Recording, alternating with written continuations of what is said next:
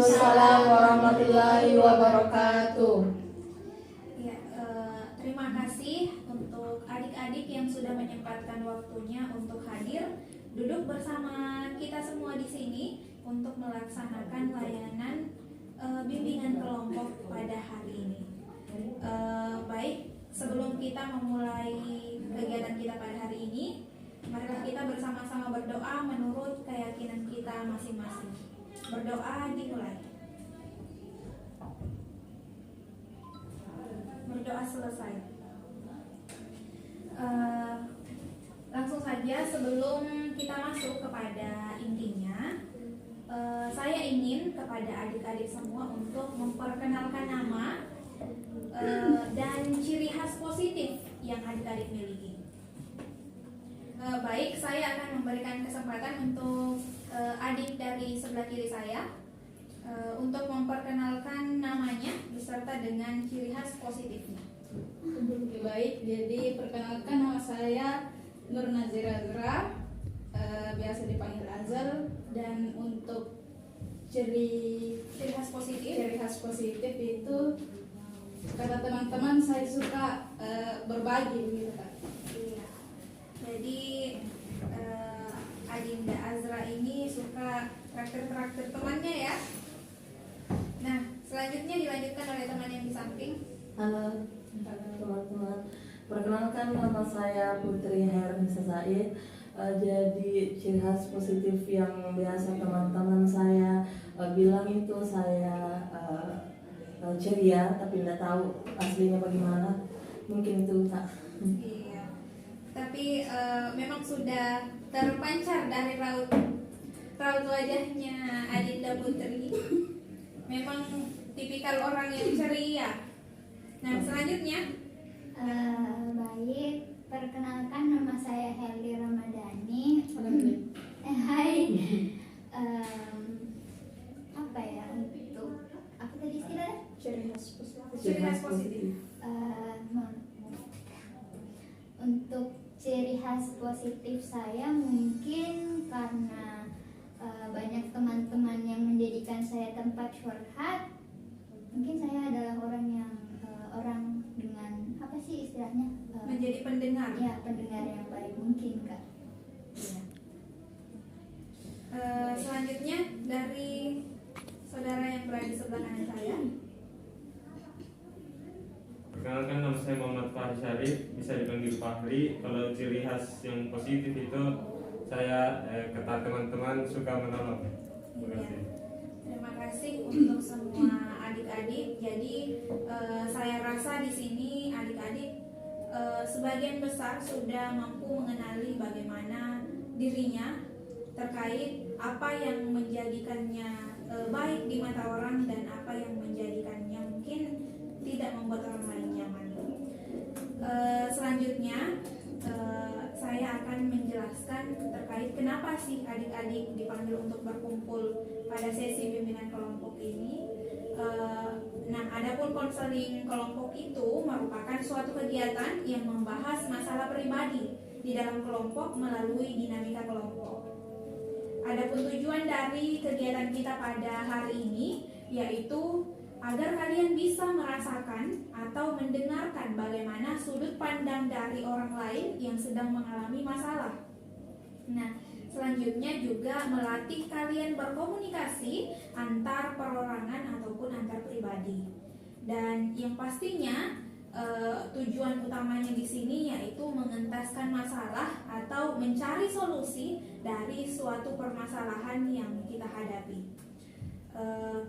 Nah, selanjutnya di dalam kegiatan konseling kelompok ini tentu baik sebagai konselor dan juga adik-adik di sini sebagai konseli sangat dituntut untuk menjunjung tinggi asas-asas dalam kegiatan kita pada kali ini. Nah, meliputi itu ada asas kerahasiaan, bahwasannya karena dalam kelompok ini kita membahas suatu masalah, maka masalah itu tidak boleh disampaikan di luar daripada ruangan ini atau di luar daripada kelompok ini. hanya cukup di dalam kegiatan konseling kelompok kita ini. Nah, selanjutnya ada asas kesukarelaan, yakni kalian datang ke sini tanpa adanya paksaan. Dan selanjutnya ada asas keterbukaan, bahwasannya saat kalian mengemukakan pendapat ataupun ide-ide itu bebas atau terbuka. Jadi kita tidak menutup untuk adik-adik memberikan saran ataupun apapun itu untuk berbicara. Kita tidak menutup ruang adik-adik untuk mengambil suara pada pertemuan kita kali ini. Nah, kemudian yang terakhir ada asas kenormatifan, yaitu kegiatan kita hari ini berdasarkan norma-norma yang berlaku. Nah, sebelum kita memulai kegiatan kita pada hari ini, kita akan melakukan games terlebih dahulu. Games ini mengharuskan kalian untuk fokus mendengarkan suara dan juga melihat kakak. Masya Allah. Iya, jadi ketika saya bilang mata, kalian memegang Mata. iya. Jangan sampai kalian memegang telinga. Jadi misal kakak bilang mata, kalian memegang iya. Tapi tetap melihat saya. Oke. Oke? Oke. Kepala? Jangan lompat dong. Telinga?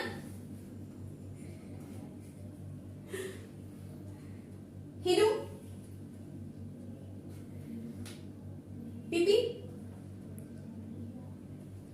Ketiak? Iya, tepuk tangan untuk kita. Selanjutnya saya menanyakan kesiapannya adik-adik dulu. Apakah adik-adik sudah siap ke Siap. tahap selanjutnya? Siap. Baik, untuk rentan waktu yang akan kita ambil pada pertemuan kita kali ini, yakni 1 kali 45 menit. Apakah adik-adik ada yang ingin merasa terganggu terkait rentan waktunya? Mungkin ada acara lain atau ada kegiatan lain, mungkin bisa disampaikan di awal. Atau tidak ada? Tidak ada. Ya. Jadi kita mengambil waktu 1 kali 45 menit ya. Nah, sekarang kakak memberikan kesempatan untuk adik-adik untuk memberikan argumennya atau mengemukakan masalah-masalahnya terkait topik yang kakak bahas untuk hari ini. Nah, adapun topik yang kakak bahas untuk hari ini itu terkait bullying. Saya rasa adik-adik semuanya sudah paham ya terkait apa itu bullying, atau ada di sini ada yang tidak paham terkait apa itu bullying? Paham. Ya, kakak akan meminta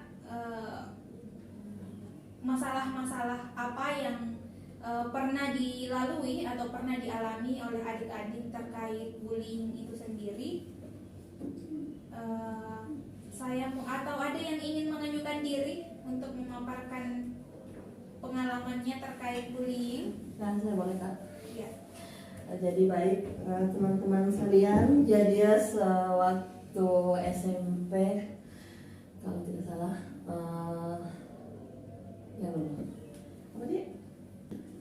jadi suatu waktu SMP saya pernah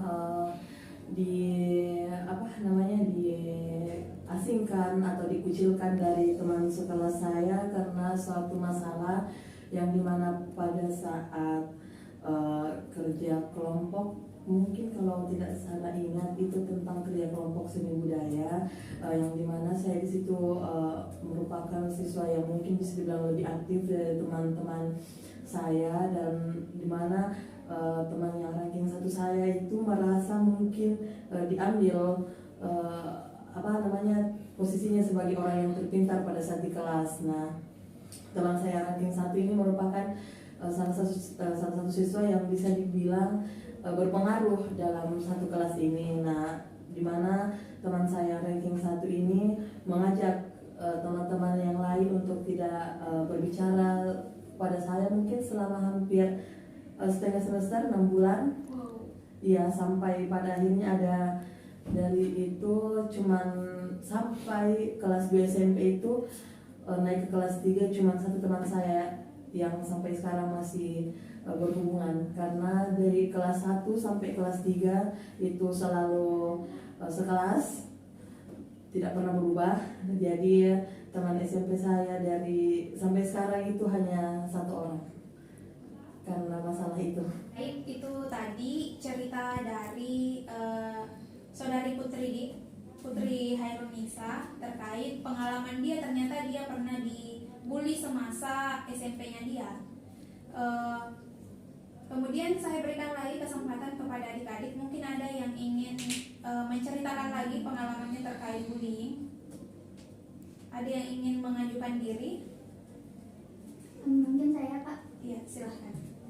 Baik, terima kasih atas kesempatan yang diberikan untuk cerita saya kali ini, Kak.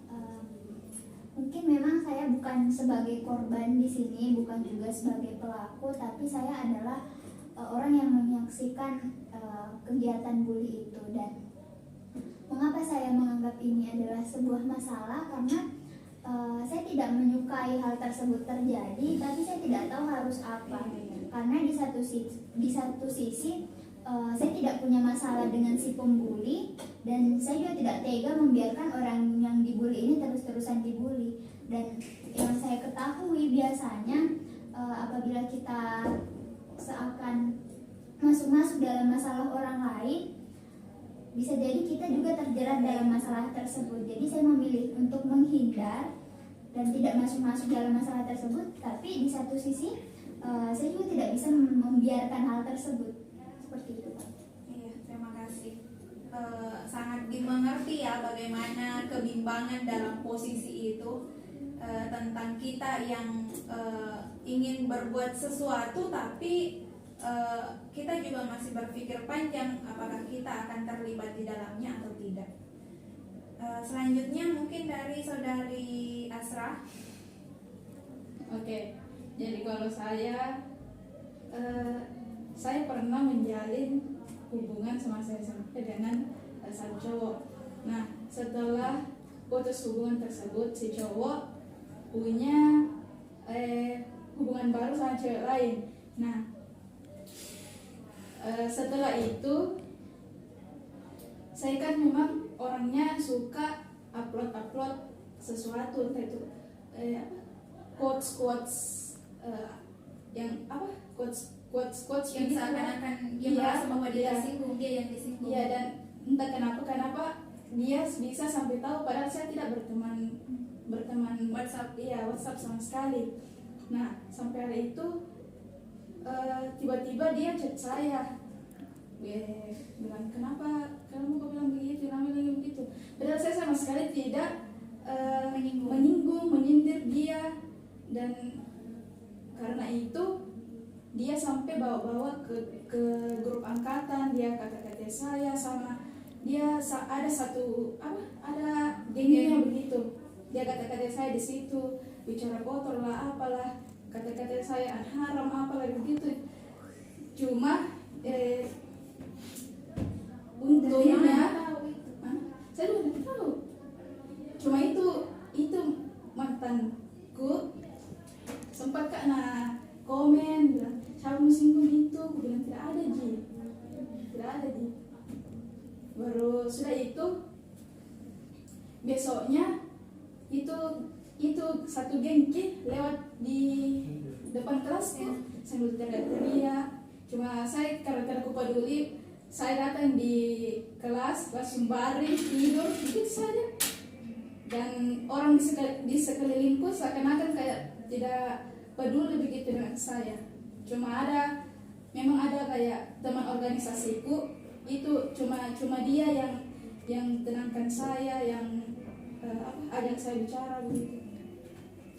Soalnya bukan menyerang secara fisik tapi secara mental, dan itu menurutku lebih bahaya sebenarnya daripada menyerang secara fisik. Iya. Tapi yang membuli itu teman sekelas atau bukan? Bukan. Tapi teman sekelasnya juga ikut-ikutan ya? dalam artian tidak mengajak bicara, ibaratnya dia angkat tangan dan merasa tidak peduli. Iya, kayak seakan-akan tidak ada apa-apa yang terjadi. Oh iya. Jadi hubungannya Asra dengan teman-teman sekelasnya baik Ki. Cuman sama itu yang in the gang. Ya, selanjutnya saya ingin mendengarkan cerita dari saudara Fahri terkait bullying. Entah apakah dia yang pernah membuli atau dia yang pernah merasa dibully. Pernah nggak membuli? Terbuli. Terbully. Gak pernah kan? Kalau Gak membuli, pernah dia merasa dibully. Mungkin dibully atau tidak merasa dibully. Ya, peduli orang ini. Membuli ya cuek. pernah. oh, dia pernah membuli kak. Sangat bermasalah ini karena Mungkin diceritakan. Membuli ya. Mungkin bisa diceritakan apa sih sebenarnya motivasinya orang itu membuli. Memangnya pada saat itu motivasinya Fahri untuk bully itu orang apakah memang layak untuk dibully? Betul. Layak dibully. Jadi pengalaman saya itu waktu SMA kelas 1 saya pernah membuli teman saya karena terlalu banyak ceritanya, sembarang dia cerita. Serius kan? Biar masalah keluarga itu baru sudah dia pamer. Baru saya teman duduk nah, jadi bukan dia sendiri membuli. Satu kelas laki-laki nah, bully semua itu orang. Cewek atau cowok? Laki-laki. Oh cowok ya. Terlalu sombong menurutku. Dari semua anak pokoknya motornya ada cerita, rumahnya, Memangnya mobil-mobilnya dia punya sesuatu itu punya ya, tapi terlalu apa di? terlalu over. Ya, terlalu melebih-lebihkan nih cara berceritanya. Maksudnya banyak orang yang lebih daripada Ya. dia tapi tidak menyikapi itu dengan cara yang seperti itu. Betul sekali. Jadi ceritanya di sini tidak ada asap kalau tidak ada api. Iya. Iya, iya betul sekali. Baik, setelah mendengarkan ungkapan-ungkapan masalah dari adik-adik sekalian, sekarang kakak ingin menanyakan terkait dampak apa yang bisa ditimbulkan dari bullying itu. Dari saudari di ujung sana. Oke, baik Kak. Sejauh yang saya lihat seperti yang saya ceritakan tadi bahwa saya adalah orang yang menyaksikan bullying itu terjadi, dan yang saya lihat dampak yang dirasakan si korbannya adalah cenderung lebih menutup diri Kak, dan yang dimana sebelumnya dia masih ingin bersosialisasi, tapi setelah perilaku bully yang diterima itu dia hanya kayak sekedar datang sekolah, pulang sekolah sudah pulang, tidak ada lagi kayak kan untuk kita sendiri semisal mengikuti organisasi atau apapun itu, tapi dia tidak Kak, dia hanya memenuhi tugasnya, dia datang sekolah, habis itu langsung pulang lagi. Jadi tidak ada sosialisasi antar temannya ya, dia membatasi diri. Baik itu kepada si pembulinya maupun teman-temannya yang lain. Jadi bukan hanya berdampak, bukan hanya urusan antara si pembuli dengan yang membuli, yang membuli dengan yang dibuli, tapi juga dia menarik diri dari lingkungan-lingkungan lain gitu. Sangat parah. Dari saudari Putri Hairunisa mungkin? Kalau saya menurut dari hal yang saya alami mungkin traumatik, karena jujur saya trauma untuk 3 tahun itu, penyembuhannya 3 tahun juga. SMA dia pernah pulang balik psikolog psikiater karena masalah itu. Jadi butuh bantuan dari orang lain untuk pulih ya. Ya. Tidak bisa pulih dengan sendirinya, saking adanya di dalam itu yang dipendam dan baru bisa dikeluarkan kalau melalui bantuan orang lain. Ya, dari saudari Asra. Kalau saya sama seperti Tute ada trauma pastinya Kak. dia jadi jarang bersosialisasi kepada teman-teman atau tetangga-tetangga kelas yang lain, Ya. gitu. Oke, saya. Jadi dia di sini membatasi diri ya. Kalau dari sudut pandangnya saudara Fahri, mungkin walaupun di sini posisinya dia yang membuli, tapi tentu bisa melihat apa dampak dari bullying itu sendiri. Baik, mungkin kalau dari saya itu sebagai pembuli, dampaknya itu saya tidak lihat secara langsung. Mungkin dia pas pulang baru narasa, baru menangis sendiri nggak ketahui. Iya. Tapi iya, tidak kelihatan kalau di sekolah. Dia ceria dia orangnya. Dia tetap menutupi itu ya. Ya suka dia kayak gitu. Baik, terima kasih untuk partisipasi dari seluruh adik-adik yang mengikuti konseling kita pada hari ini. Dan satu lagi saya ingin meminta kepada adik-adik terkait komitmennya adik-adik. Apa komitmennya adik-adik untuk tidak lagi melakukan bullying ini? Mungkin ada satu suara yang bisa mewakilkan komitmen dari keseluruhan adik-adik untuk tidak lagi melakukan bullying ini. Jadi di sini saya ingin meminta komitmennya. Jadi saya ingin bila adik-adik memulai dari dirinya sendiri, karena adik-adik sudah tahu bagaimana dampaknya, bukan hanya berdampak sebentar tapi juga berdampak ke depannya. Karena mungkin di antara adik-adik sudah ada yang merasakan, jadi saya ingin meminta komitmen dari adik-adik untuk dirinya sendiri, memulai dari diri sendiri untuk tidak melakukan bullying itu. Mungkin ada satu suara yang bisa mewakilkan. Baik, kalau dari saya sendiri itu betul kata kakak tadi, kita harus berkomitmen untuk tidak mengulanginya lagi. Terus jangan sampai kita membawa pengaruh buruk untuk teman-teman kita. Jangan sampai kita menyakiti hati teman kita. Terus setidaknya jangan kalaupun kita menyakiti, jangan sampai ada niat begitu. Iya. Mungkin secara tidak sengaja tidak apa-apa, tapi kalau secara sengaja Iya. aneh. Cara bicara sama lagi kayak. Iya. Terima kasih. Mungkin sudah bisa dimengerti dari saya dan dari teman-teman semua bahwa bullying itu sangat berdampak, sangat berdampak, baik itu sekarang sampai ke depannya, dan sangat menyisakan trauma bagi korban, dan bisa jadi dampak yang paling besar adalah korban bisa bunuh diri, bisa mengakhiri hidupnya. Saya rasa hanya itu yang bisa diambil sebagai kesimpulan kita pada pertemuan kita kali ini. Saya harap adik-adik untuk tidak melakukan bullying kepada siapapun itu, karena kita tahu bahwa kita akan selalu ingin diperlakukan sebagaimana bisa adik-adik menanamkan dalam dirinya bahwa kita memperlakukan orang lain sebagaimana kita ingin diperlakukan. Jadi apabila kita ingin diperlakukan dengan baik, maka perlakukan orang lain dengan baik pula. Dan apabila terkecuali adik-adik ingin diperlakukan dengan buruk, ya perlakukan orang lain dengan buruk pula.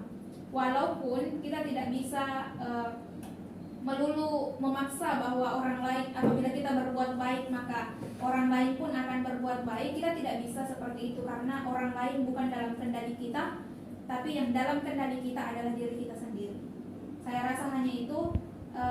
Sebelum kita menutup perjumpaan kita pada hari ini, mari kita bersama-sama berdoa menurut keyakinan kita masing-masing.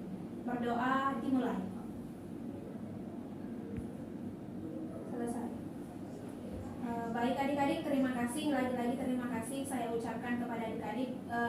Jangan sungkan untuk bercerita apapun itu kepada kakak.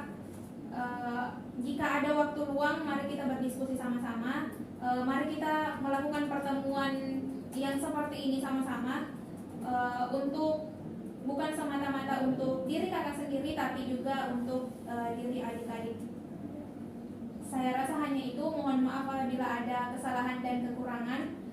Sekian dari saya. Mohon maaf untuk segala sesuatunya dan terima kasih. Wassalamualaikum warahmatullahi wabarakatuh. Waalaikumsalam warahmatullahi wabarakatuh.